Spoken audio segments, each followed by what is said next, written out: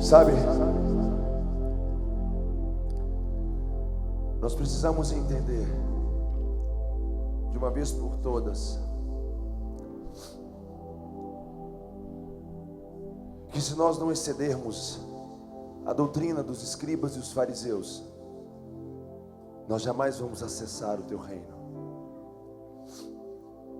Jesus, ele disse em Mateus 5, versículo 17 em diante, vou falar numa versão mais atualizada, existe uma rede Wi-Fi disponível para acessarmos uma realidade, um lugar.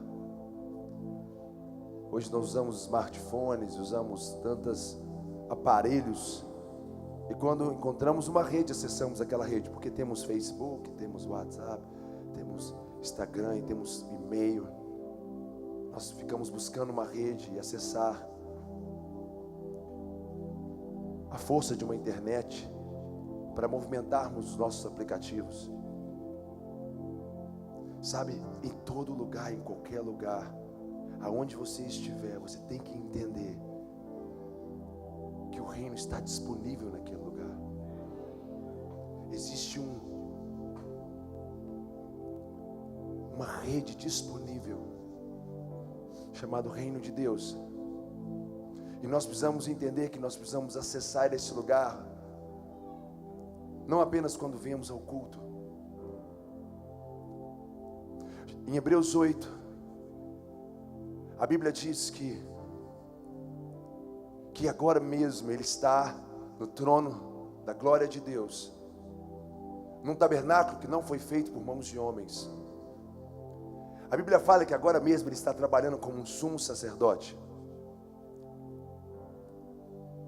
A Bíblia descreve que nesse exato momento existem milhares e milhares de anjos cantando e trabalhando com Ele. Existe um lugar, existe uma realidade.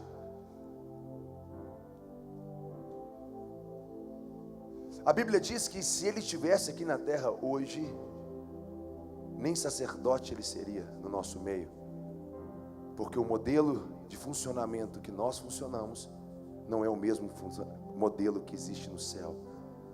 No modelo do céu, Ele é o sumo sacerdote. No nosso modelo, muitas vezes que funcionamos no modelo arônico, que queremos acessar a glória de Deus apenas como estamos em ambientes de culto, diz que nesse modelo nem mesmo sacerdote Ele seria. Interessante, né? Porque existe o modelo segundo a ordem de Melquisedeque. A Bíblia em Romanos 8, versículo 26 fala que nós não sabemos orar como convém, mas o Espírito de Deus intercede por nós.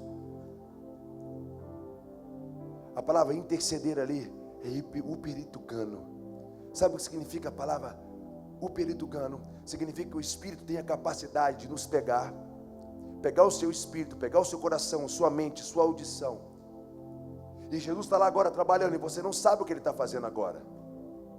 Nós sabemos que Ele está lá. E a Bíblia diz: Moisés, construa para mim um templo, segundo o modelo que te mostrei no monte. Existe um modelo de funcionamento das coisas. Está acontecendo algo agora. Mas a Bíblia fala que o Espírito de Deus, Ele intercede por nós. A palavra intercessão, uperitugano, significa nos leva a interceder no mesmo lugar que Ele está. Nos alinha, nos aproxima, faz com que a gente participe de acontecimentos que estão acontecendo lá, para que eles sejam refletidos aqui. Quem compreendeu?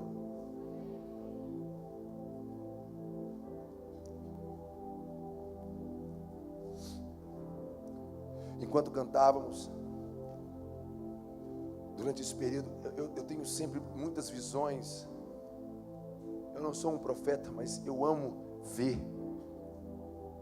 Eu amo ver. Eu amo o dom e a capacidade que o Senhor nos deu de ver. Porque quando você vê, você não está preso àquilo apenas que está escrito ou aquilo que alguém te falou. Você viu? Paulo viu o terceiro céu. E por isso ele conseguiu interpretar as escrituras como ele interpretou. João viu o terceiro céu, ele viu este lugar onde está o Cordeiro. Por isso ele conseguiu escrever o Apocalipse. Moisés viu um modelo no monte.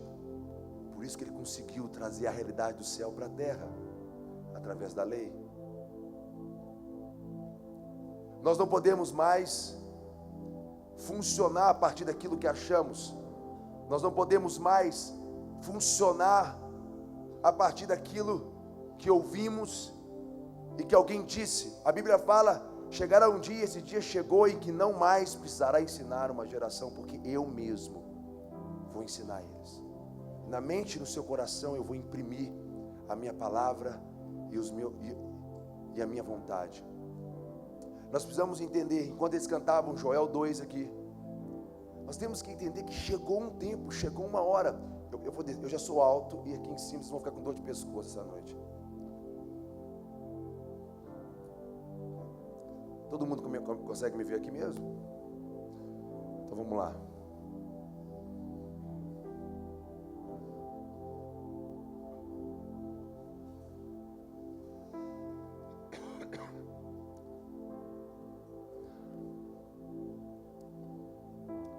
Em 2015 para mim, de todos os anos que eu vivi trabalhando e servindo no reino de Deus, tem sido o ano mais empolgante de toda a minha vida. O ano mais empolgante. Indiscutivelmente, 2015 para mim é o ano mais profético, histórico da minha vida. Tem sido 2015. Esse ano ele carrega uma profecia nele. Existe uma carga de Deus nesse ano, que nós estamos ainda tentando desembolar ela ainda, desvendar quantos segredos o Pai colocou e quantas coisas Ele preparou para esse ano 2015. E existe alguma coisa relacionada a 2015 e ao Brasil, particularmente. Esse ano está acontecendo algumas coisas que têm a ver com os acontecimentos que precedem os últimos dias. Eu sou evangelista. Vou falar para vocês como evangelista hoje, daquilo que eu tenho movimentado, daquilo que eu tenho percebido, a partir daquilo que eu vejo o Pai fazendo, tenho visto o Pai fazendo. Há um tempo, alguns de vocês talvez, assim, já estão familiarizados talvez com alguma ideia que eu vou falar aqui hoje, mas eu gostaria de reforçar essa ideia e de colocar o meu parecer sobre 2015 e colocar e reforçar uma ideia que eu acredito que o Pai está desenvolvendo no ano de 2015 no Brasil. No ano de 2015, esse ano, não sei se você sabe, em toda a história da nação brasileira, eu faço parte de algumas políticas públicas do meu município. Eu trabalho com políticas voltadas ao atendimento ao dependente químico. Nós temos trabalhos de tratamento de dependência química dentro do sistema prisional, trabalhos de desenvolvimento comunitário, e eu faço parte de algumas pesquisas que o governo federal tem feito no estado, em toda a nação brasileira. Nesses dias, um dado chamou muita atenção. Em 2015, é um ano na história do Brasil que mais tem jovens em toda a sua história. Imagina isso. Nunca na nação brasileira teve tantos jovens como 2015. No crescimento demográfico da nossa nação, 2015 é um ano que nunca houve antes e nem depois vai haver. 2016 já não vai ter tantos jovens como 2015, porque nós chegamos ao topo de um crescimento demográfico na juventude. Daqui 30 anos o Brasil será fatalmente uma nação idosa. Talvez tenha aqui, normalmente a gente fala para 1.500, 2.000 pessoas e muitos jovens que a gente encontra no Brasil hoje. Eu vou falar para minha filha assim: filhinha, daqui 20 anos ainda, papai falava para 200 jovens, papai falava para 1.000 jovens, papai já falou para 5.000 ou 10.000 jovens. Minha filha fala assim: pai, você é doido, pai, isso é história. Eu vou tirar foto e vou mostrar para ela daqui 20 anos, porque não haverá isso daqui 20 anos. Isso é irreversível. Hoje no Brasil é um ano histórico. Jovens, eu vos escrevi porque sois fortes. E vocês têm condição de vencer o maligno. Nós temos que entender que ou enfrentamos agora, ou assumimos agora a responsabilidade de tudo aquilo que o Pai escreveu sobre nós, ou não teremos uma outra oportunidade. Eu tenho vivido com essa sensação, eu tenho vivido com essa expectativa. Na minha agenda, eu tenho orado: Pai, não me deixe em nenhum lugar que não é para eu ir. Eu estou com aquela sensação de não gastar tempo, de não fazer nada, absolutamente nada que Ele não esteja fazendo. Por quê? Porque nós não podemos mais brincar com o tempo que está se esgotando. No ano de 2015 também, esse já bateu o recorde de índice de mortalidade de jovens em comunidades no Brasil. É o ano que mais tem morrido jovens na nossa nação. Se você pegar historicamente falando, quando Moisés nasceu, foi o ano que nasceu o Messias, mas também foi o ano que mais morreu crianças assassinadas naquela geração, não é verdade? Quando Jesus nasceu, nasceu o Messias, mas também foi o ano que mais morreu crianças naquela geração. Se você fizer um paralelo, você vai observar que quando algo nasce, que tem o potencial de alterar a história de uma geração, paralelamente existe um extermínio, um genocídio. Se você pensar que a cada 2 dias no Brasil cai um Boeing, um avião cheio de jovens, de comunidades, negros, das comunidades do Brasil, você entende que são mais ou menos 150 homicídios por dia, só de jovens negros em comunidades. No total, dá 63 mil, mas assim, é muito mais do que isso. Nós estamos dentro de uma grande guerra. Estamos no momento que precisamos nos preparar para uma verdadeira batalha. E eu não trato isso de uma forma leviana e nem de uma forma superficial, porque eu sei que agora é hora de startarmos algo que não terá mais volta. Enquanto os meninos cantavam, me vi um pranto muito forte no canto ali, assim, a sensação aqui com vocês hoje, que existe uma profecia no ar se cumprindo. Entende isso? Que existe uma profecia, que existe algo que nós estamos chegando próximo, que vai desencadear algumas coisas que tem a ver com coisas que o Pai tem preparado para esses dias. A Bíblia fala que nos últimos dias, talvez o Anderson vai falar um pouco melhor do que eu amanhã sobre esse assunto, mas a Bíblia fala que nos últimos dias será como os dias de Noé. As pessoas se casavam e se davam em casamento, as pessoas viviam desconectadas do que estava acontecendo. Havia uma agenda. Do dia que Deus falou para Moisés, para Noé, até o dia do dilúvio, foram 120 anos, tinha uma agenda. Os dias estavam sendo contados, tinham acontecimentos, estava acontecendo coisas que Noé estava dentro do que estava acontecendo, por isso ele construiu uma arca. A Bíblia fala que Noé era um homem justo e íntegro. Justiça em hebraico significa ordem, posição correta. Íntegro tem a ver com o inteiro. Ele não era parcial na sua interação e na sua participação no reino. Ele não tinha 7 vidas, ele não tinha uma vida espiritual, uma vida religiosa, uma vida profissional, uma vida financeira, uma vida sentimental, uma vida familiar. Não, era integrado. Ele tinha, o que a Bíblia fala de Shaim, Jesus veio para nos dar vida e vida em abundância. A palavra vida em hebraico é no plural, é vidas. Fala que com todas as áreas da sua vida pertence a essa vida abundante que Ele preparou para você viver. Nós não podemos mais ser dicotômicos, separando o céu da terra. Nós não podemos mais, ora interagir com o céu, ora interagir com a terra, se o maior desejo de Deus, e se a principal oração sacerdotal de Jesus foi: Pai nosso que estás no céu, santificado seja o teu nome, venha a nós o vosso reino. aqui na terra, da mesma forma, ou na mesma realidade, ou funcionando a partir do mesmo princípio que ele funciona no céu. Nós não podemos mais separar essas coisas. E nós temos que entender que assim como Noé se preparou para um dia, nos últimos dias será como os dias de Noé. Eu fui atleta profissional de basquete. Quando você tem um jogo agendado, você se prepara para aquele jogo. Eu estava vendo agora o Mundial de Jogos Olímpicos, e o Usain Bolt, aquele jamaicano, novamente ele ganhou a medalha de ouro, e falou um pouco da história dele, como ele se preparou para aquele dia, que mais uma vez ele conquistou uma medalha de ouro.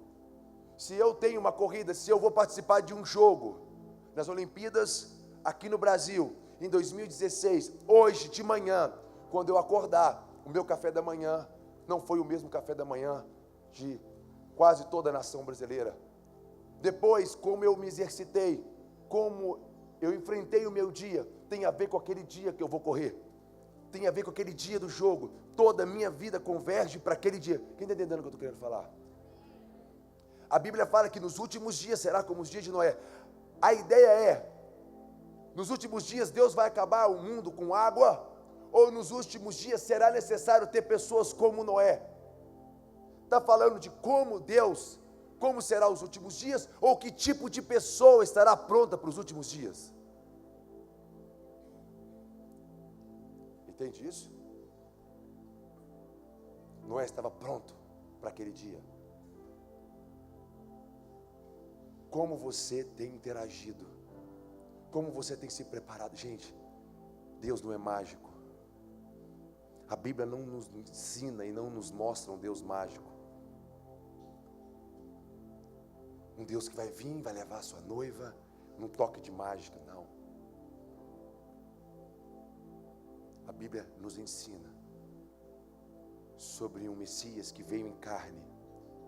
E embora sendo filho de Deus, como fala em Hebreus 5, versículo 8, ele aprendeu a obediência através das coisas que sofreu. E tendo sido aperfeiçoado, ele se tornou o autor e consumador da nossa fé. A Bíblia fala de um Jesus processual, aquele que, bem-aventurado o varão que suporta com perseverança os dias das suas tribulações, porque depois que é provado, será aprovado. Depois que for provado, será aprovado, então receberá a coroa. A Bíblia fala de um processo para que você se torne um filho maduro, capaz de absorver ou carregar a sua glória, porque a leve e momentânea tribulação não se compara ao peso de glória a ser revelado no futuro. A Bíblia fala sobre processo, sobre pessoas que suportam, pessoas que assumem peso de responsabilidade, que produz ao longo do seu processo maturidade. Como você quer carregar glória nos últimos dias? Como você quer, como nos dias de Noé, estar pronto como Noé, se você não está disposto a carregar o peso da responsabilidade das coisas que Ele tem te dado para fazer hoje, agora? Por isso que eu falo, abre os seus olhos, porque existem coisas que o Pai está liberando agora. Você não precisa esperar, quando acontecer, não, isso já está acontecendo, você que precisa acessar. Jacó estava em um lugar chamado Betel. Ele colocou a cabeça sobre uma pedra, e de repente, ele viu uma escada, e os anjos subiam e desciam por aquela escada. O Senhor estava ao lado da escada e disse: eu sou o Senhor de Abraão, do seu pai Isaac, agora eu sou o seu Deus. Eu vou te levar e vou te trazer de volta a esse lugar. Falou todas as promessas que ele tinha para Abraão e agora tem para ele. De repente, o destino foi desvendado aos olhos de Jacó. De repente, coisas que Jacó não sabia sobre ele mesmo, Deus falou para ele naquele momento. Naquele momento, Jacó entendeu muitas coisas que ele tinha direito, acesso e responsabilidades, mas ele não sabia. Naquele momento ele viu uma escada com anjos subindo e descendo. A Bíblia fala que quando ele acordou, ele falou assim: uau, Deus está neste lugar e eu não sabia. Este lugar é a casa de Deus, é a porta do céu. Sabe o que, com a sensação que eu tenho? Que muitas vezes Deus está fazendo grandes coisas, mas nós não sabemos, porque não acessamos. Porque a forma que você tem de acessar o lugar que Deus está, é um altar. Esse lugar que Jacó acessou, esse lugar é o mesmo lugar que Abraão, em Gênesis 12, versículo 7, ele sai da sua terra, da sua parentela, da casa do seu pai. Abraão se desloca de uma cultura, Abraão se desloca de uma tradição familiar, Abraão se desloca de um lugar de conforto, e ele vai em direção ao Senhor. Em Gênesis 12, 7, fala que tornou-se visível Deus a Abraão. Deus aparece para Abraão, e Abraão levanta o altar ao Deus que lhe aparecer, e Deus abençoa a semente, a Zerá, a descendência de Abraão, e Abraão faz um altar, porque a palavra altar em hebraico significa mitzbereá, que é lugar de morrer, lugar de entrega, é onde você perde e ele ganha. Passando dali, Jacó viu uma porta, Abraão viu o Senhor e fez um altar. Sabe o que significa isso? Esses lugares, hoje, é chamado de Betel, é lugar de acessar, lugar de conectar, lugar em que seu destino é liberado. Você lembra Jesus chamando os seus discípulos, e de repente, André vira para Natanael: venha ver, venha e veja, saia da sua terra, da sua parentela, saia de um lugar de conforto, venha e veja o rei, o Messias. Quem está entendendo o que eu estou querendo falar? Ele vai ver.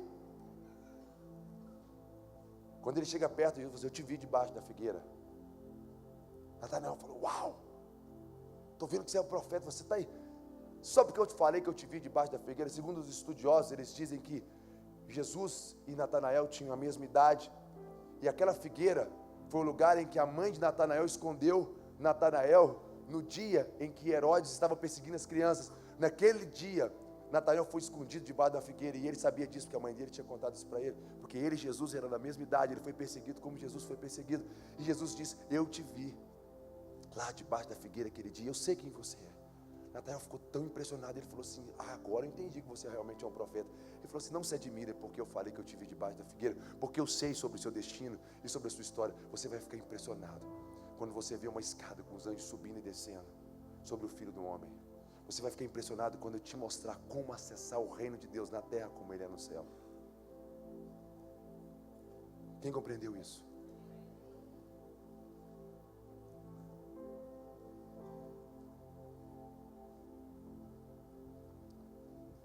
Eu não estou aqui, eu não quero pregar hoje para vocês. Na verdade, eu parei de pregar há muito tempo. Eu gosto de ensinar princípios e valores, porque nós precisamos entender como que uma cultura ela é produzida.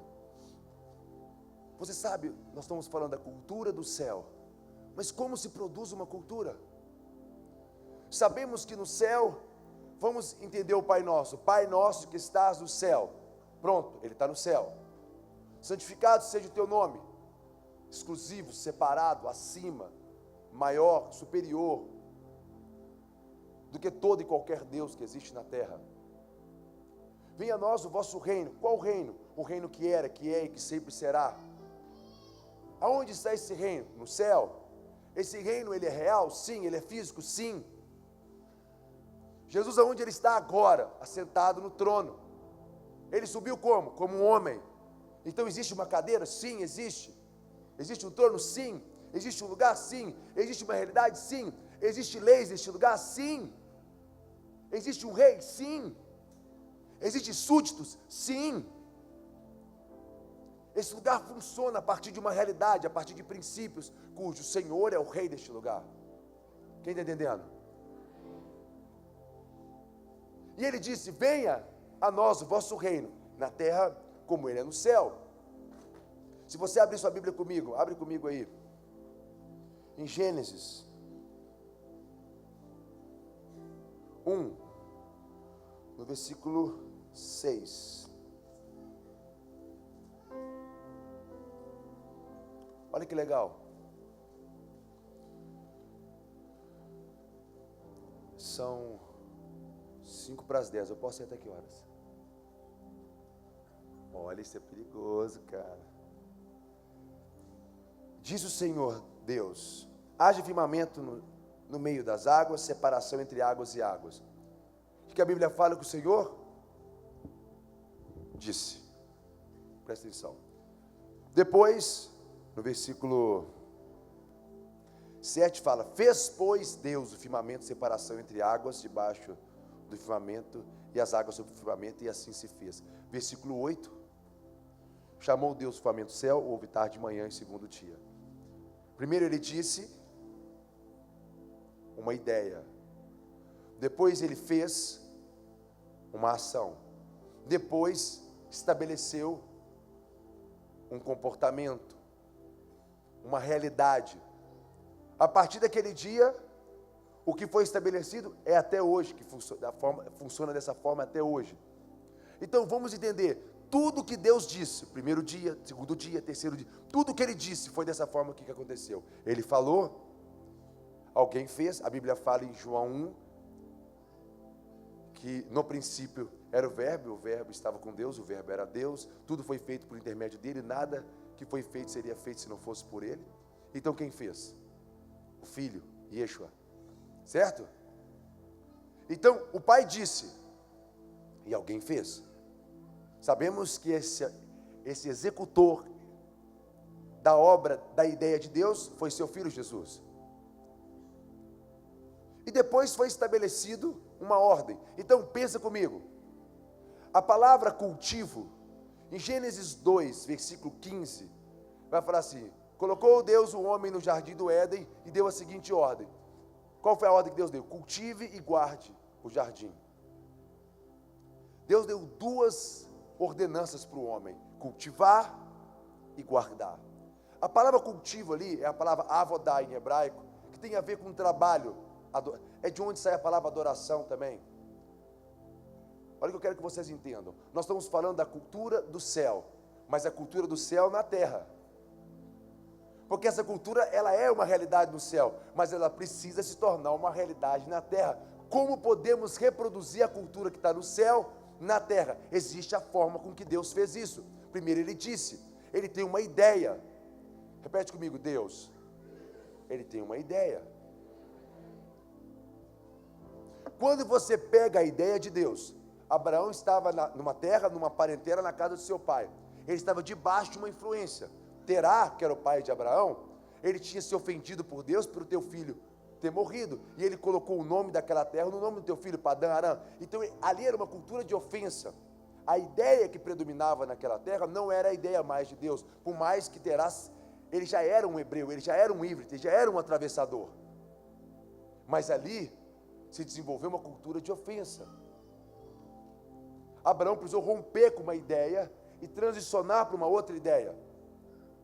Esse deslocamento cultural, porque ali havia uma cultura, é a forma com que nós podemos hoje entender ou como deslocar para aquilo que o Pai está fazendo. Deus tem uma ideia. Depois essa ideia precisa ser cultivada. Quando eu cultivo a ideia, eu produzo uma cultura. A palavra cultura veio da palavra cultivo em hebraico, e cultivo veio da palavra culto. A Bíblia fala que se você quer oferecer a Deus um culto racional, você tem que fazer o quê? Oferecer o seu corpo como o quê? Como sacrifício vivo. Por quê? Você precisa entregar ou anular a sua ideia para que a ideia dele predomine. O culto é isso. Caim e Abel, os dois ofereceram a Deus um sacrifício. Um foi aceito, o outro não. Por quê? Um tentou levar uma ideia para Deus, o outro absorveu a ideia de Deus para a terra. Existem dois movimentos acontecendo o tempo todo, um da terra para o céu e um do céu para a terra. Se você tem uma ideia sobre Deus e quer construir algo da terra para o céu, isso é Babilônia. Se você absorve a ideia de Deus e cultiva ela na terra, isso é reino. Todas as vezes que você produz ou cultiva a ideia do céu na terra, você está cultivando o reino de Deus na terra. E produzindo o quê? Uma cultura na terra como no céu. Se você pegar toda a escritura, toda a Torá, você vai observar que todos os ensinamentos de Deus, disse Deus a Moisés, disse Deus a Josué, disse Deus ele vai falando a Abraão. Disse Deus a Jacó. Sempre ele falou a ideia e procurou alguém que cultivasse essa ideia. Quando Deus colocou Adão no Éden, ele falou assim: agora cultive e guarde. Cultivar o quê? A ideia dele. Guardar o quê? O pensamento, a ideia dele. Por quê? Abre a sua Bíblia comigo em Gênesis 3, versículo 1.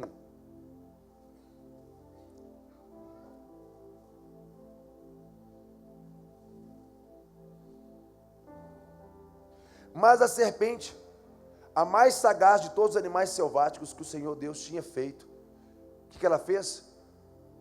O que ela fez, gente? O que ela fez? Disse a mulher: é assim mesmo que Deus disse? Não foi isso que ela fez? Se toda cultura é produzida por um cultivo, e se eu cultivo aquilo que Deus disse a ideia, eu cultivei a ideia e produzi a cultura dele. Se eu estou cultivando a ideia de Deus, estou produzindo a sua cultura na terra como no céu, qual é a forma que eu posso alterar a cultura? Batendo na cultura? Ou batendo na ideia? Hein, gente? Hein? A ideia. A serpente falou contra o quê? A ideia. Porque se ela mudasse a ideia, ela mudaria o quê? A cultura. Se ela mexesse com a ideia, alteraria a cultura.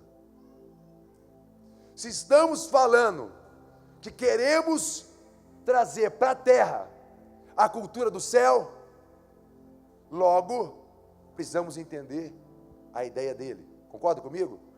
Caso contrário, você vai estar reproduzindo na terra uma cultura que você acha que é do céu, mas tem a ver mais com a sua tradição religiosa do que realmente com a realidade que ele está. Isso é um perigo, porque nós não podemos reproduzir nada que não seja dele. Por isso que nesses dias nós precisamos entender a importância de nos entregar, a importância de perder. Eles começaram a cantar: nós precisamos um reino que quando se perde é que se ganha, quando morre é que nasce.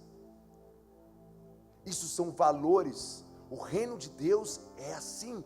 Aquele que quiser ganhar, esse vai perder, e quem perder, esse vai ganhar. Não tem como você absorver a ideia de Deus se você não está disposto a sair da sua terra, da sua parentela, da casa do seu pai. Tinha alguns discípulos de Jesus que estavam andando com Jesus, mas ainda não tinham deslocado, estavam num processo de discipulado, e eles foram curar o menino pulava no fogo e pulava na água, aquele menino muito endemoniado ou doente, e eles foram lá e não curaram o menino, e não conseguiram ter um bom resultado. O pai do menino veio, reclamou com Jesus, Jesus foi lá, curou o menino, voltou e falou assim: até quando eu estarei no meio de vocês, ó geração incrédula? Jesus volta indignado e fala: até quando? Até que dia eu vou precisar estar no meio de vocês, ó geração incrédula? Porque essa casta, ela só sai com jejum e oração. Aí eu te pergunto: a casta de demônio do menino ou a casta de incredulidade dos discípulos? Hein, gente? Hein, gente? Ele está falando do demônio do menino ou da incredulidade dos discípulos? Da incredulidade, porque a casta, a palavra casta, significa tradição familiar. Em outras palavras, os discípulos estavam querendo funcionar como discípulos de Jesus a partir da tradição familiar deles. Eles não estavam se entregando completamente, eles não estavam entrando completamente, eles não estavam se imergindo completamente na realidade do reino. É necessário que uma geração seja batizada, imergida. Pensa numa coisa, gente, não tem como simular o reino. Não vai acontecer nada, gente. O que você está fazendo aqui, sexta-feira à noite, escutando um cara, hoje é que dia? Desculpa, quinta-feira à noite. O que você está vendo aqui quinta-feira à noite, escutando o Steven Seagal falando? Você entendeu? Tipo assim, um cara gordinho, grandão. Ou então um Sidney Magal. Sabe, você está maluco? ou está obstinado por uma religião, ou você realmente acredita que está acontecendo algo.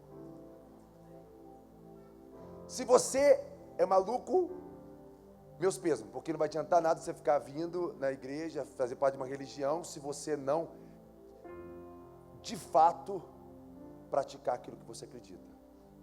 Se você está sendo obstinado por uma religião, pensando que vindo aqui e participando do culto, Deus vai aliviar a sua barra, também está maluco. Você está entendendo? Mas se você está aqui porque você acredita que algo está acontecendo, deixa eu te falar uma coisa. De fato, você precisa agir de acordo com a ideia dele. E a ideia dele para você, que assim como o céu, ele fala assim, vamos organizar uma coisa, o meu pensamento não é o seu pensamento. Assim como o céu é mais alto do que a terra, os meus projetos, os meus planos são mais altos do que os seus. Vamos organizar uma coisa, para mim, o que você pensa, o que você acha é cocô. É uma merda. Paulo falou isso. O que para mim era lucro, considerei como esterco. Para quê? Para alcançar o pleno conhecimento de Cristo Jesus, no qual eu entreguei tudo. No qual eu me fiz escravo. No qual eu, de alguma forma, eu procurei sofrer o que ele sofreu, para sentir o que ele sentiu. Quando ele disse as coisas que ele disse, como ele viveu, quando ele viveu as coisas que ele viveu. Eu quero falar dele, ressuscitar com ele, mas eu não quero deixar de morrer com ele. Paulo falou, eu não quero ressuscitar com ele, eu não quero usufruir das coisas do seu reino, eu não quero eliminar a ideia que eu tenho que morrer com ele, para ressuscitar com ele, para que de alguma forma eu possa estar nele. Nós temos que organizar isso dentro de nós.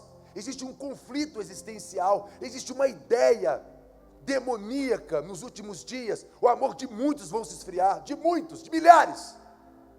Milhares e milhares de pessoas não vão acreditar. Uma crise financeira, as dificuldades familiares, sociais, os conflitos políticos. Tudo vai convergir para que você não faça aquilo que o Pai chamou você para fazer. A contracultura, a ideia dele, de Satanás, tem predominado. A Bíblia fala em Efésios 2, versículo 2, fala, outrora andávamos segundo o curso, a palavra curso ali é cultura, o curso deste mundo que foi influenciado por principados e potestades que agora atuam em filhos desobedientes. A palavra obedecer em hebraico, a palavra shemar, que é ouvir e obedecer, é a mesma palavra. Quem tem ouvidos para ouvir? Ouça. Mateus 11, versículo 15, Jesus falou assim, mas a quem eu vou comparar essa geração? A quem eu posso comparar essa geração? Quem tem ouvidos para ouvir, ouça. Mas a quem eu vou comparar essa geração? São como crianças, brincando na praça. Eu estou tocando flauta e eles não dançam, não há. Eu estou tocando lamento e não há um choro, não há um pranto. É uma geração comportamental, que comporta-se como religiosos, mas não consegue entender o que eu estou fazendo e falando. Veio João Batista, que não come, que não bebe, vocês falam que ele tem demônio, porque o comportamento deles não é igual aos seus. Eu vim. Vocês falam que eu sou beberrão, comelão, amigo de publicanos e pecadores. Vocês não conseguem observar e perceber a movimentação do meu espírito, vocês só conseguem perceber comportamento religioso. Não parece comigo? Estou fora. Vocês não conseguem perceber Deus movimentando. Por quê? Porque são crianças, não conseguem ouvir. Sabe o que significa a palavra principado? A origem da palavra principado? De princípio. Principado vem de princípio. Príncipe vem de princípio, de primeiro. Sabe como é que a Bíblia começa? No princípio. A palavra princípio em hebraico veio da palavra Bereshit, que é de Rosh, que é cabeça em hebraico. Então, no princípio significa o quê? A origem de onde saiu as ideias que criou o céu e a terra. E que o principado é também de onde nasce o quê? ideias, que corrompem as ideias daquele que teve as ideias sobre tudo. Então o que é um curso deste mundo que foi movimentado por principados? Significa uma cultura produzida pela ideia dele, ou a ideia dele que alterou a ideia de Deus. E o que é potestade? É a palavra exousia, que significa habilidade. Enquanto Deus tem uma ideia, alguém tem que ter a habilidade de cultivar essa ideia. Quem executa a ideia de Deus é um tipo de potestade. Só que se ele é o cabeça, ou o princípio, ou se ele é o principado, nós deveríamos ser sua potestade. Só que a Bíblia fala que existe uma outra cultura produzida por uma outra potestade, que atua sobre quem? Filhos desobedientes, que não conseguem o quê? Então, se você não ouve e não sabe o que ele está fazendo, fatalmente você vai ser influenciado pela cultura dele. Quem entendeu isso? É muito importante que você ouça. É muito importante que você entre. É muito importante que você cresça. É muito importante que a sua vida, ela de fato, ela funcione no reino, na terra como no céu. Sabe, queridos, eu estudo as festas bíblicas há 15 anos. Nós temos um seminário, tem uma semana de aula minha que chama Festas Bíblicas. Eu amo as festas bíblicas, eu estudo os detalhes dela por muitos anos. Páscoa, Pães Asmos, Primícias, Pentecostes, Rosh Hashanah, Yom Kippur e Tabernáculos. São as 7 festas de Levíticos 23. Só que, por muitos anos eu fiquei perguntando, eu estava conversando com a pastora hoje, ela com muita graça falando sobre as festas também. Por muitos anos eu tentei entender, quer ver uma coisa? Abre a Bíblia comigo em Gênesis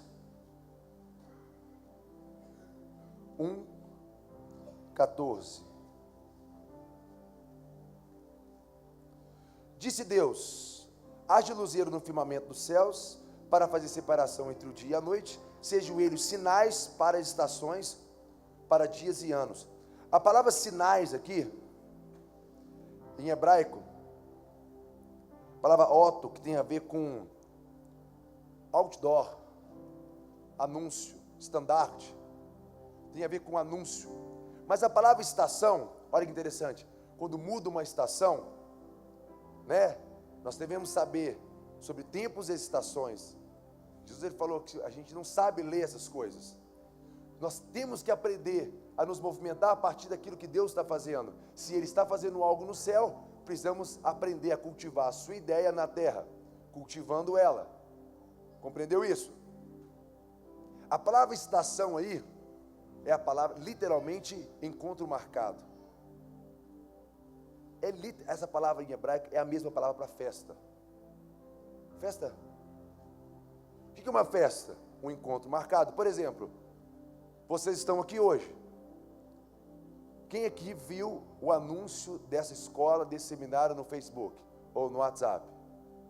Quem aqui de alguma forma viu o anúncio dessa escola?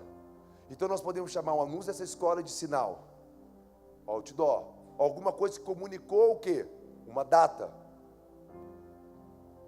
Agora começou a festa. Em outras palavras, uma estação começou hoje. A Bíblia chamaria disso de encontro marcado. Agora vamos entender uma coisa. Deus, Ele estabeleceu uma forma de comunicar com você, para agendar com você o encontro, para que de alguma forma nesse encontro Ele possa comunicar para vocês algumas coisas que Ele quer fazer na terra como no céu. A Bíblia diz que Ele criou a lua com esse objetivo. Em 2015, com certeza alguns de vocês sabem disso, nós estamos dentro desse ciclo lunar, as tétrades, né? Essas luas de sangue. E curiosamente, elas acontecem na festa da Páscoa e na festa de Tabernáculo. Mas eu quero falar para vocês a minha interpretação, porque eu acredito que o ano 2014, 2015 é um ano que Deus anunciou que está iniciando algo no Brasil e no mundo. Porque a festa da Páscoa fala de iniciação de um processo de qualquer cristão. Quando meu irmão, eu fazia parte da igreja e meu irmão foi fazer faculdade de filosofia. Ele passou na federal da minha cidade e ele trouxe para cá, e eu morando com os mendigos. E ele trouxe, aqui irmão, olha o que eu vou fazer. E ele mostrou os cursos que ele estava fazendo. Cada ano, cada semestre tinha matérias, e essas matérias eram progressivas. Cada semestre tinha uma matéria, e no outro semestre teria outra matéria. E ele mostrou o fim do seu curso. E no fim do curso, tinha uma especialização, e tinham pessoas naquele curso que eram referências, e tinha uma profissão que ele podia idealizar a partir da finalização daquele curso. Eu falei, uau, que legal, uma coisa que tem começo, meio e fim. E eu ia na igreja domingo à noite, a sensação que eu tinha é que as pessoas aceitavam Jesus. E no outro domingo, as pessoas aceitavam Jesus de novo. E no outro domingo, aceitavam Jesus de novo. No dia que eu aceitei Jesus, foi maravilhoso para mim. E depois eu trouxe uma outra pessoa, e aquela pessoa aceitou Jesus também. Aí depois de um ano, as pessoas continuavam aceitando Jesus. A impressão que eu entrei num colégio, e tem primeira série, e que a primeira série repetia todos os anos, e no outro ano, era a mesma coisa. E todo mundo ficava na primeira série esperando Jesus voltar. E aí outras pessoas aceitavam Jesus. E depois do outro domingo as pessoas aceitavam, aí tinha o batismo, aí tinha ceia, aí depois aceitava Jesus de novo. E eu fiquei pensando, o reino de Deus se resume na salvação e pronto? Acabou? É só isso? Só tem uma festa na Bíblia, só um encontro, só Páscoa? Deus só está comunicando que é importante que seja salvo e pronto, acabou? E estudando as festas bíblicas, Deus me deu uma revelação, falou, não, Cacá, Páscoa é a primeira festa. Depois de Páscoa você tem pães asmos. E depois você tem a festa de primícias. E depois você tem a grande festa de Pentecostes, que é o dia de Pentecostes. Depois você tem a festa de Rosh Hashanah. Depois você tem a festa de Yom Kippur. E depois você tem a festa de Tabernáculo. Apocalipse 12, versículo 1 fala que viu-se um sinal no céu, uma mulher, que ela está vestida de sol e tem os seus pés sobre a lua. Eu comecei a entender o que significa uma mulher, a igreja, que tem os pés sobre a lua. E a Bíblia fala que a lua marca estações, dia e ano. O que é uma mulher que tem os seus pés sobre a lua? Significa uma mulher que está no céu, vestida de sol, com os pés sobre a lua, com 12 estrelas sobre a cabeça e grávida.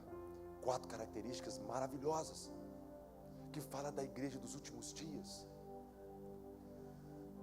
E eu comecei a pensar, o que seria a igreja do Senhor, com os pés sobre a lua? Não é uma igreja que foi salva e se conforta com a salvação, mas é um povo que quer sair de Páscoa e chegar em Tabernáculo. Jesus, ele andou numa agenda. No céu agora existe uma agenda. E se você quer saber aonde eu estou, você precisa conhecer minha agenda. E se você quer saber aonde Deus está, você precisa conhecer a agenda dele. Se você não souber a agenda de Deus, você não sabe o que ele está fazendo, e você jamais vai participar do que ele está fazendo. Jesus disse, eu só faço o que eu vejo meu Pai fazendo. Isso eu faço. Ele sabia a agenda de Deus, ele era orientado pelos acontecimentos do céu na terra, e você precisa entender que isso é real. Jesus não morreu em paz da Páscoa por uma coincidência, não, havia uma agenda. Ele não levou o cativo, o cativeiro, ele não levou o pecado ao inferno no segundo dia, ali era a festa de pães asmos. Ele não ressuscitou no primeiro dia de primícia, na primícia dos que dormem. Depois, no 50º dia, Pentecostes é o 50º dia, 7 vezes 7, no 50º dia, pum, Pentecostes, aqui o Espírito foi derramado naquele dia. Por coincidência, tinha uma agenda, e aqueles homens estavam dentro daquela agenda, por isso eles estavam ali naquele dia. Noé estava no dia do dilúvio e a arca estava pronta, porque ele conhecia a agenda e ele estava pronto para aquele dia. Quando você não sabe o que Deus está fazendo, você não se prepara para aquele dia. Quando você não sabe o que Deus está fazendo, você não se prepara, você simplesmente fica aguardando acontecer alguma coisa. E quando acontecer, que vai acontecer, a pergunta é: você vai estar pronto para esse dia? Porque nos últimos dias será como os dias de Noé. Pum! A pergunta não é se vai acontecer. A pergunta é se você estará pronto para aquele dia.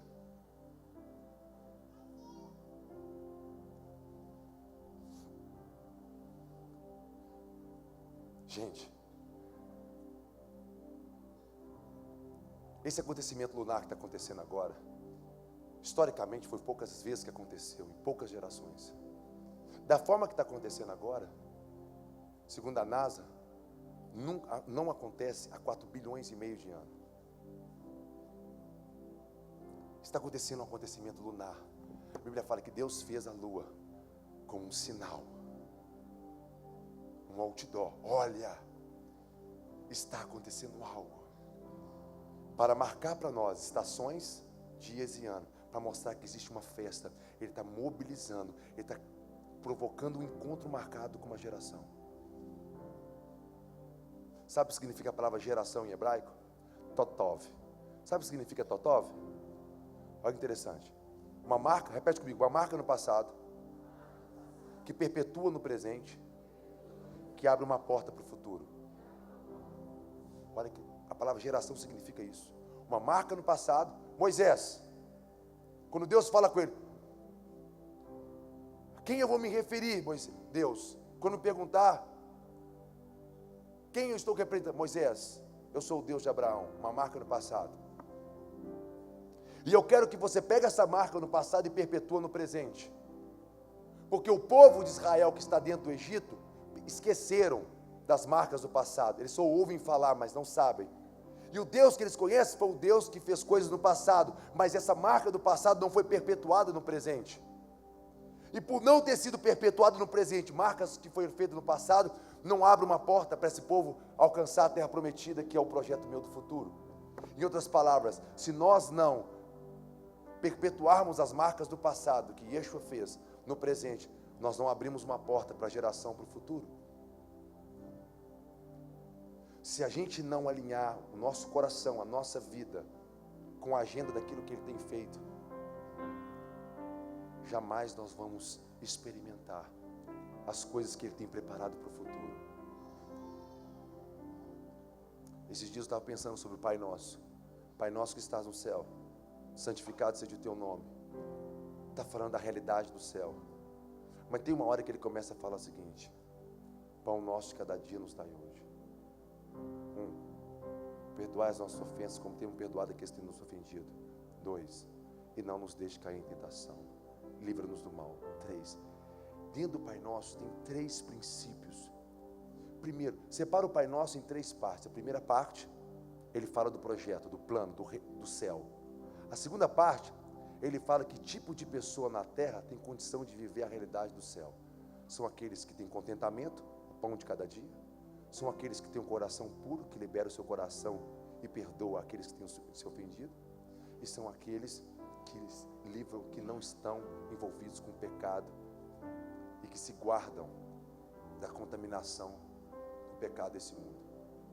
Essas 3 características falam do tipo de pessoa capaz de viver o reino de Deus na terra como no céu. E depois ele fala: se você se comportar assim, nós daremos ao Cordeiro a glória, a honra, a força, a sabedoria, as riquezas. Nós teremos condição de retribuir e dar ao Cordeiro aquilo que é digno de receber, ou o Pai. Então preste atenção numa coisa, queridos.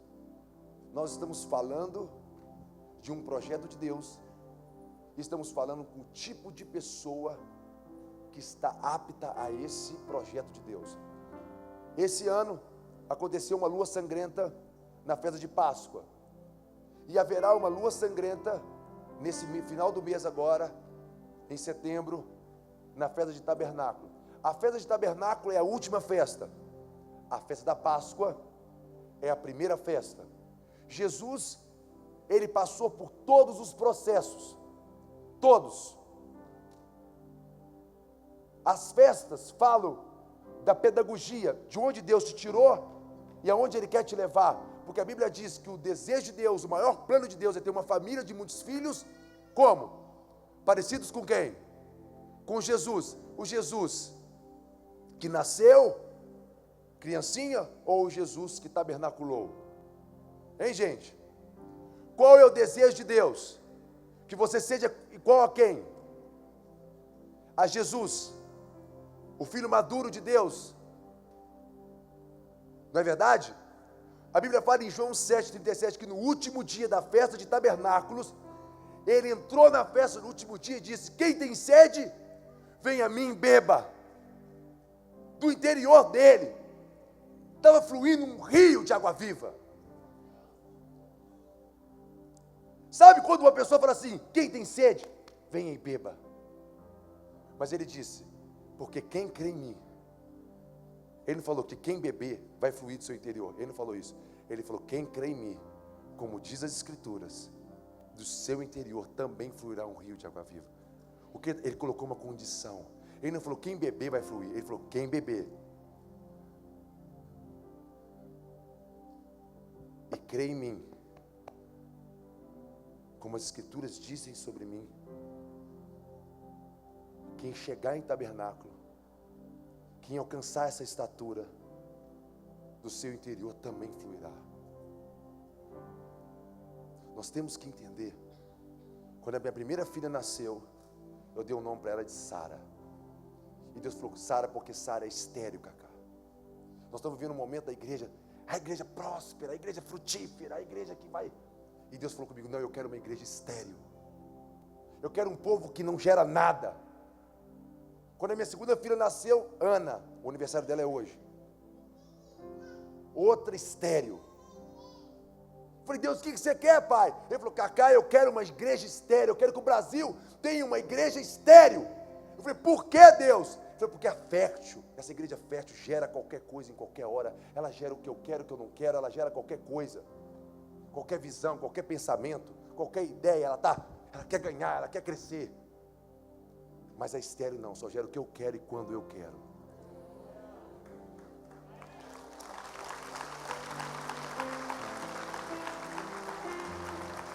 Entende isso? Só gera o que eu quero e quando eu quero.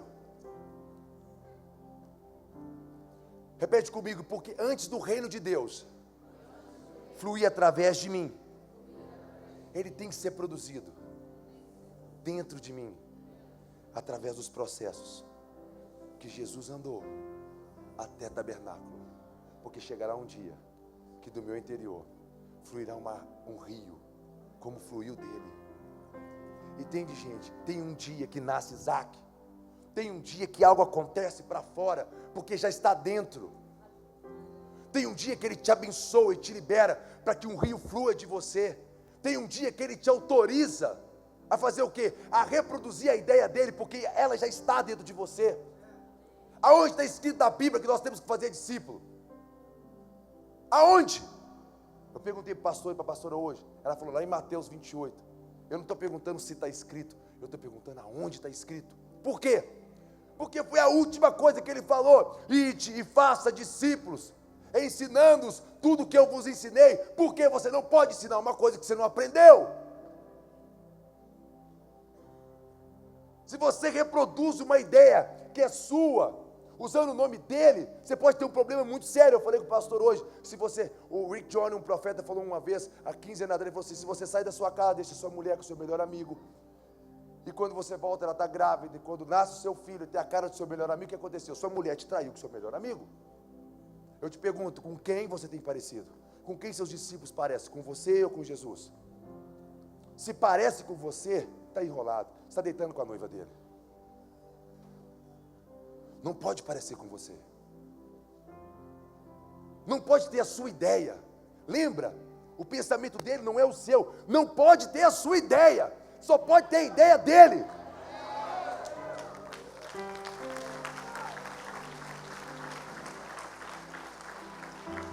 Não pode parecer com você, tem que parecer com Ele. Sabe quando você parece com Ele? Quando você tabernacular com Ele. Mas para isso você tem que sair da posição de uma criancinha que é levado por vento de doutrina, que fica na praça brincando. E você tem que entrar no reino. A Páscoa é a porta do reino. Você tem que entrar no reino. Você não pode ficar na porta esperando Ele voltar. Você tem que entrar e preparar o caminho para a sua volta. É diferente de pessoas que aguardam a volta dEle e de pessoas que estão trabalhando para a volta dEle. Como que você anuncia o reino? Quando você manifesta um pouquinho daquilo que está acontecendo no céu, na terra. Quando você vai... Puf, como é que você fez isso? Como é que você trouxe um pouquinho do céu para a terra? O que está acontecendo? Isso aqui é o reino de Deus. Mas que reino? O reino está no céu. Mas como é que ele está na terra? O Pai me deu autoridade de manifestar Ele. Quando você faz isso, você anuncia o que já é, mas ainda não. Repete comigo, o que já é, mas ainda não. Mas todas as vezes que você mostra o que já é, mas ainda não, você prepara a terra para o que vai acontecer. Estão compreendendo o que eu estou falando? O reino de Deus. Precisamos preparar o seu caminho. Não podemos ficar aguardando a sua volta. Quando Jesus foi crucificado, eu faço muita obra social. Gente, eu amo a piedade, a prática da piedade. De todo proveito ela tem. Eu vivo no meio dos presídios, eu vivo nas favelas, eu entro em tudo quanto é lugar. A Bíblia fala que nós temos que ser sal. Tem 3 palavras que falam sobre você. Como Deus quer. A Bíblia fala assim: eu não quero tirar você do mundo. Não é minha ideia, não é tirar você, entrar num gueto evangélico e ficar evangélico esperando Jesus voltar. Não é isso que eu quero de você. Isso é chato. Isso não tem graça. Entrar para dentro de uma igreja, ficar orando, esperando Jesus voltar. Não, eu oro para me conectar o peritugano, para saber o que ele está fazendo, para depois fazer. Eu oro para isso, para entrar, para descobrir, para ficar futucando. A palavra o peritugano também tem uma outra significado, que é entrevista, intercessão e entrevistar. Deus, o que você está fazendo? O que você quer, Pai? Entende isso? E eu descobri que atos de justiça é fazer o que Ele está fazendo. Justiça é ordem, é fazer o que Ele está fazendo. Eu sou evangelista, eu amo os presídios, eu amo as favelas, eu amo a ação do que Ele está fazendo. Seja para o pobre, seja para o rico, não importa. Eu descobri que chamado de Deus não se limita ao templo. Eu tenho chamado. Então eu vou cantar, ou eu vou pregar, ou eu vou dançar. Não tem mais nada para fazer. E quando a gente vai para a igreja, para a rua, ou a gente dança, ou a gente prega, ou a gente toca. A gente não vai fazer mais nada. Só que no reino de Deus, ele é multifórmico, não é unifórmico. Tem muitas coisas que Deus está fazendo. E Ele quer que a gente salgue a terra.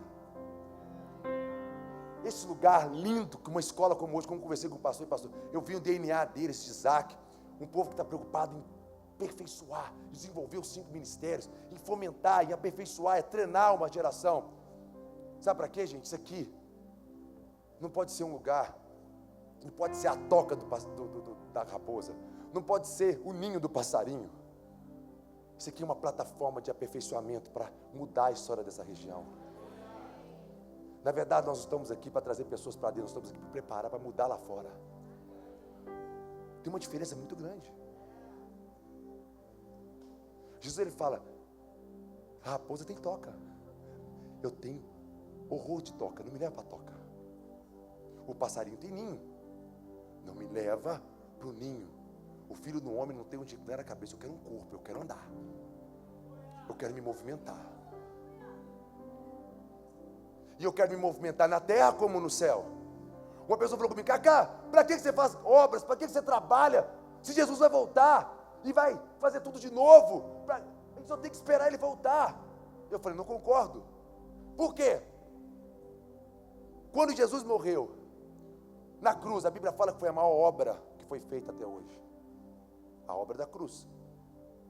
E quando Ele fez a obra da cruz, pregos foram enfiados nas suas mãos, nos seus pés, na sua perna, uma coroa de espinho foi colocada na sua cabeça, e Ele foi marcado pela cruz, concorda comigo? E Ele morre. E quando ele ressuscita com um corpo glorificado, não é verdade? E quando ele ressuscitou com o corpo glorificado, por um momento Tomé duvidou que ele era realmente o Messias. O que ele mostrou para Tomé? As marcas, aqui ó, está vendo? Sou eu mesmo. Concorda comigo se ele for fazer tudo de novo? Ele tinha que ter ressuscitado com um corpo completamente novo. Para que aquelas marcas? Agora ele está sentado à destra de Deus. Se você pedir ele para te mostrar, no corpo dele tem marca até hoje? Sim ou não? Hein, gente? Repete comigo. As marcas que eu faço no tempo presente, que tem a ver com o que ele está fazendo no céu, são marcas eternas. Quem entendeu? Estou falando, a terra clama. Toda vez que você fere a terra com justiça e salvação, essa marca, se ela é feita nele, ela já é um pedacinho do que ele vai fazer eternamente. Quando você pratica a realidade do céu na terra, você já está construindo a eternidade agora. Você está participando do que ele já está fazendo. Você tem que entender isso. E todas as vezes que você faz isso, você prepara o caminho dele. Você anuncia o reino. Estou muito feliz de estar com vocês aqui hoje. Quero falar para vocês que eu acredito que Deus está chamando uma geração para entrar em Páscoa e chegar em tabernáculo. Existe um convite. Cacá, mas eu não sei se eu tenho chamado. Deixa eu te falar uma coisa. Você não tem um chamado. Vira para o seu vizinho, você não tem chamado. É o chamado que tem em você. Qual é a diferença? Qual é a diferença? Você não tem escolha. É Abraão que tinha um chamado, ou o chamado que tinha Abraão? Hein, gente? Deus tem uma ideia, e Ele quer colocar essa ideia para funcionar na terra, e Ele quer fazer através da sua igreja. Aí eu te pergunto, é você que tem um chamado? É a igreja que tem um chamado? Ou é o chamado, aquele que chama, aquele que clama, que tem você para executar o que Ele quer fazer? Se você entende que é Ele que tem você e não é você que tem Ele, você vai entender que você não tem escolha. Só tem uma escolha: obedecer. Ouvir e obedecer. Ah, Cacá, mas eu trabalho para investir naqueles que têm chamado. Pé. Vai dar bomba. Não vai dar bom. Você tem que entender que identidade não é quem você é igual a quem você é. Idem vem de ideia, igual. É quem você é nele. E você tem que entender que ele, o seu corpo, é multifórmico. Você não precisa pensar, mas eu não sei cantar, eu não sei pregar, logo não tenho chamado. Não, você tem que entender que vocação tem a ver com o nome que ele te deu. Vocação tem a ver com aquilo, no útero da sua mãe, o nome que ele te deu, tem a ver com a função que ele te deu para executar.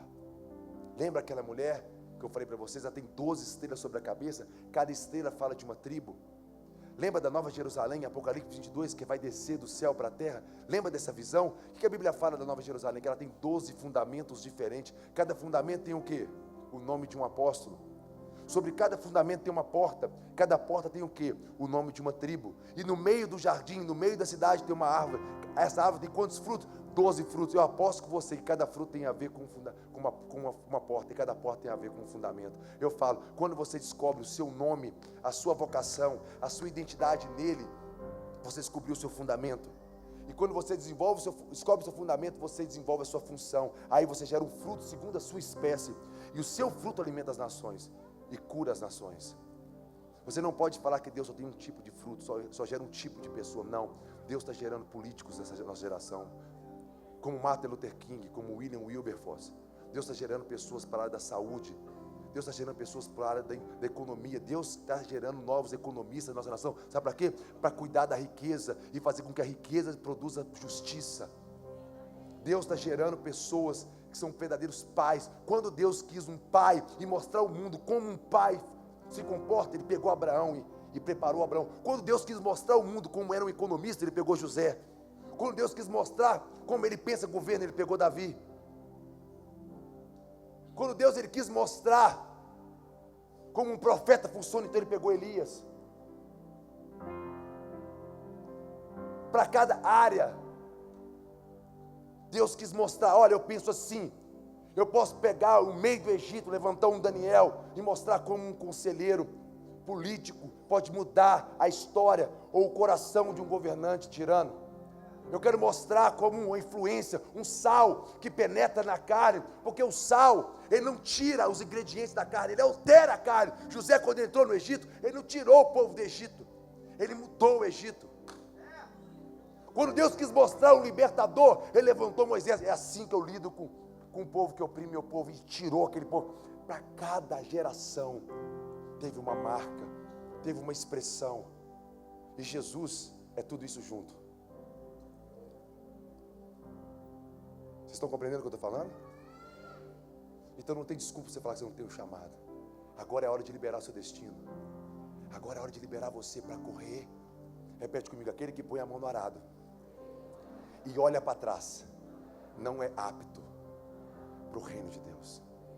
Entenda que no reino de Deus, para você ser apto para trabalhar numa empresa, você tem que passar naquela prova. Para você ser apto para fazer alguma coisa no governo, você tem que passar para o reino de Deus. A condição é botar a mão no arado e não olhar para trás.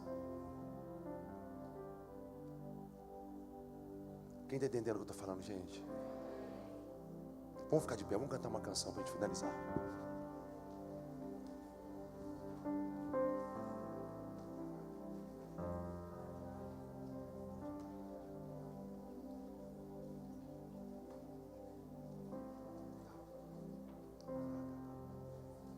Gente, devido ao som, a gente não vai cantar a canção. Desiste da canção, fica de pé, pode ficar. Mas dá um sol para mim aí. Feche os olhos. Tem uma canção, está no nosso CD que está ali atrás. Se você puder levar um CD para sua casa, Manifesto, vai estar abençoando nossos trabalhos. Mas tem uma canção que a gente gravou que fala assim, ó, feche os olhos. Não voltarei atrás, não voltarei atrás, mais do que a mim mesmo, tudo e todos, te amo mais, te amo mais. Cante comigo: não voltarei atrás, não voltarei atrás, não voltarei atrás, mais do que a mim mesmo, tudo e todos, te amo mais, te amo mais. Senhor, nós queremos essa noite pedir ao Senhor, Pai, que abra os nossos olhos. Nós não queremos apenas ouvir falar sobre o Seu reino, nós queremos acessar o Seu reino, nós queremos andar na realidade do Seu reino, queremos saber o que o Senhor está fazendo e fazer, Pai. Queremos estar com os olhos atentos e os ouvidos abertos à Sua voz, Pai. Pai, ensina-nos, Pai, através do Teu Espírito, Pai, interceda por nós, nos leva a este lugar onde Jesus está e revela-nos, Pai, o que Ele está fazendo, porque queremos ser o Seu corpo, queremos nos movimentar e queremos dar a Ele, queremos dar à cabeça um corpo para se movimentar, Pai. Pai, nós abençoamos essa região, Pai, a Ilha do Governador. Pai, nós abençoamos um desencadear, Pai, de funcionamento, de multiformidade, Pai, com juntas e ligaduras bem ajustados, Pai. Os Teus filhos possam ser aperfeiçoados por mestres, profetas, evangelistas, apóstolos e pastores, Pai. Que eles possam alcançar a estatura do varão, a estatura de Cristo, Pai. e fazer e executar a obra do ministério, Pai. E não mais, e nunca mais, e jamais serem confundidos por homens astutos e fraudulentos, que facilmente conseguem enganar aqueles que não ouvem a sua voz. Pai, hoje eu vi aqui no começo, Pai, que é um tempo que o Senhor deseja abrir os olhos dessa geração. O Senhor deseja startar algo para começar nesse momento, Pai.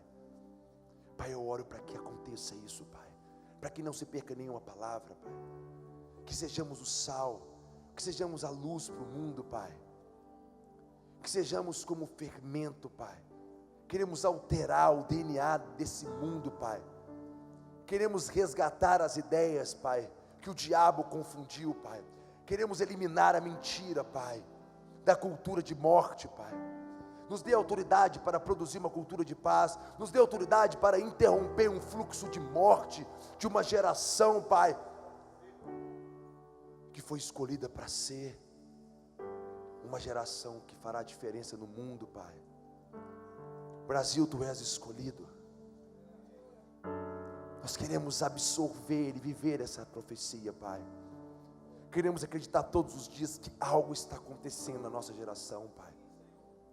Queremos todos os dias perseguir isso, Pai. Ajuda-nos, Pai, a nos preparar para os últimos dias, Pai, porque eles estão próximos, Pai.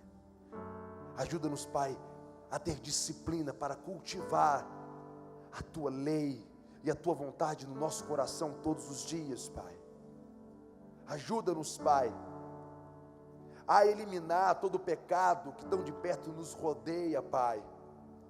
Ajuda-nos a resolver a nossa vida, Pai, as nossas ansiedades, as nossas ambições, Pai. Abala, Deus, toda estrutura abalável, de uma vez por todas. Abale, Deus, remova das nossas vidas tudo que não é do Senhor, Pai. Libera-nos para correr a carreira que o Senhor nos propôs, Pai. Queremos viver um reino inabalável, Deus. Abale o abalável e estabelece de uma vez por todas o Teu reino inabalável, Pai.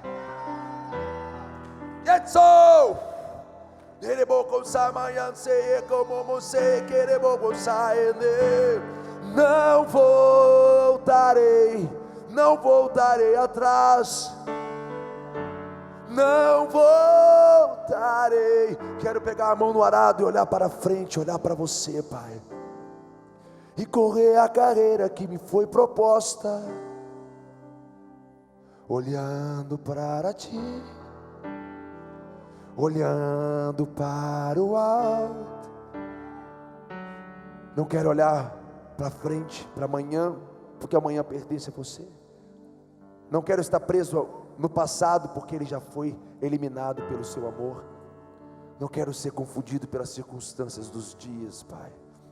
Quero olhar para o alto, olhar para Ti, olhar para o Teu reino, ser iluminado, do alto para baixo, do alto para baixo. Venha Teu reino, venha Teu reino, e seja feita a Sua vontade. Abençoe, Pai, essa geração, que essa palavra não se perca, que hoje, Pai, um pouco mais de entusiasmo, de fogo, de desejo possa ter provocado no coração dos Teus filhos, Pai. Não voltarei. Fala isso para ele, olha para ele, fala com ele, Não voltarei atrás, mais do que a mim mesmo, tudo e todos te amo mais. Levante suas mãos, fala isso para ele, eu não vou voltar atrás, não voltarei atrás, e então não voltarei atrás.